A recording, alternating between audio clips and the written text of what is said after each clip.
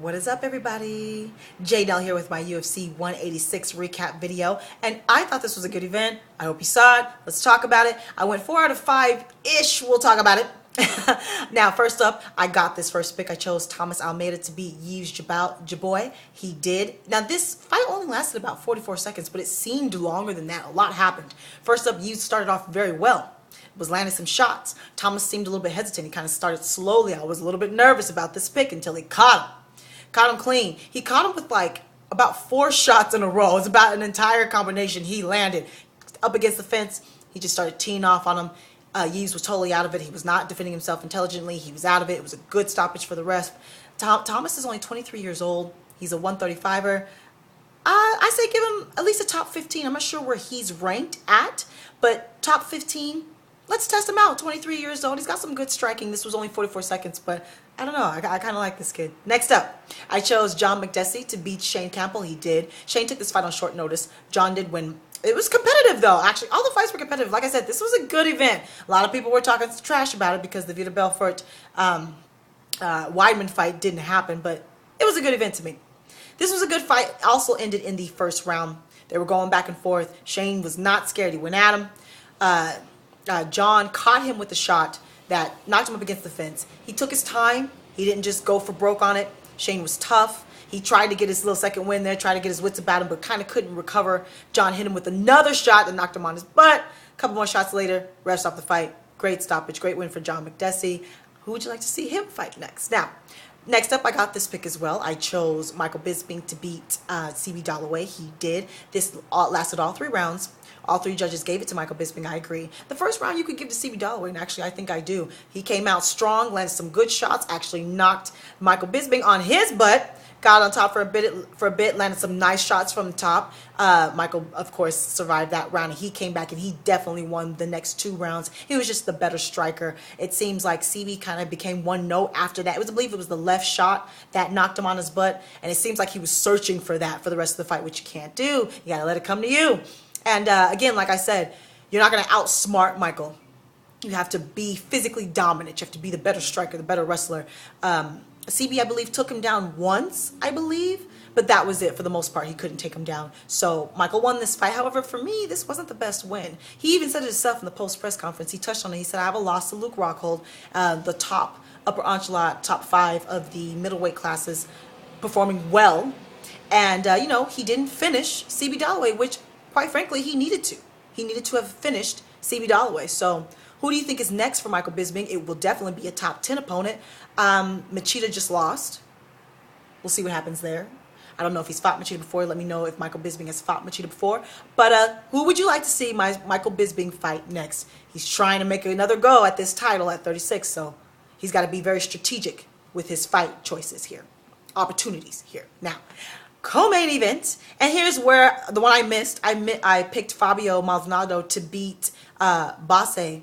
He didn't fight him. He ended up fighting Rampage. I believe Rampage ended up confirming the fight like 5 days before the fight, so this was very last minute, which I'm glad he did because they got him into the co-main event. We needed that name on the card, so I'm glad that Rampage was able to get in here. He won this fight. It lasted all 3 rounds. It was a total stand-up battle, which we all saw that coming, and Rampage got the better of it.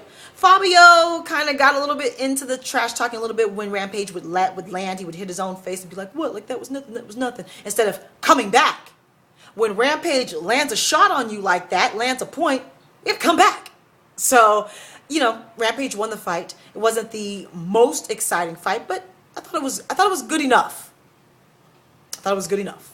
So I didn't get that pick, but Fabio didn't fight the man that I picked him to win against. But I cannot say that I would have picked Rampage because I was concerned with all the Bellator issues and things that he was going on, that he was distracted. So I actually don't know if I would have picked Rampage. So we'll just go ahead and say that I lost that pick. Who would you like to see Rampage fight next? He said he wants to go back and get all of his losses from Teixeira, maybe. All the other losses all the way up to John Jones. So we'll see how that goes. Who would you like to see Rampage fight next? Now, main event, and if you saw my prediction video, you know that I love Mighty Mouse. I don't care how dominant he is. I love him. I picked Mighty Mouse, Demetrious Johnson, flyweight champ, to beat Kyoji Horiguchi. And as I said about Horiguchi more than once now, I like Horiguchi, and I'll keep saying it. Look, He's 24 years old. He lost. He's 24 years old, okay? He's very young, okay? He just got in here. He's improving. Every time we see him, he gets better. Kyoji Horiguchi will be back in this title picture in a year or two. I truly believe he has what it takes. And seeing him in this fight showed me that, honestly. First round was pretty competitive. He landed him with, he got him with some good shots. You know, he has that darting in and out style. He was very quick in the first round, not as quick as Demetrious. There was a lot of people who said that Kyoji would be faster than Demetrious. Do y'all watch the sport? Okay. Anyway, I knew that Demetrious would be faster than Kyoji. I don't know why anyone thought that. Anyway, but Kyoji held his own while he was at full energy. Okay, he was competitive. The first round was very competitive. From then on, Demetrious took over. Once your energy goes down a bar against Demetrious, he begins to overwhelm you with offense. He mixes it up with everything. He was hitting, he drew blood, okay? Kyoji's face, he's got some knots, he's got some redness, he drew some blood, all right? And Demetrious had a little knot right here. It was some redness here, and that's about it. So he was hitting Kyoji. He was mixing up with the taking him down, and the kicks to the body, kicks to the head. He was all over the place. So you don't know what Demetrious is about to throw. He got him up against the fence and had some nice knees up against the fence. He took him down, had great ground and pound. Total domination on the ground. Demetrious is the truth. Demetrious is the truth. I know people... They booed. He was getting booed in this fight too, especially in the middle of the fight, around the third and fourth round, where Kyoji was just getting manhandled on the ground, overwhelmed on the ground. Demetrious just is dominating him, so he's getting booed there. And I get it. You don't have the action. I get it. But how can you not appreciate what we are seeing with Demetrious Johnson here?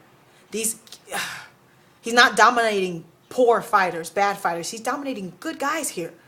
All right, so, and he's a beautiful fighter. He can do anything.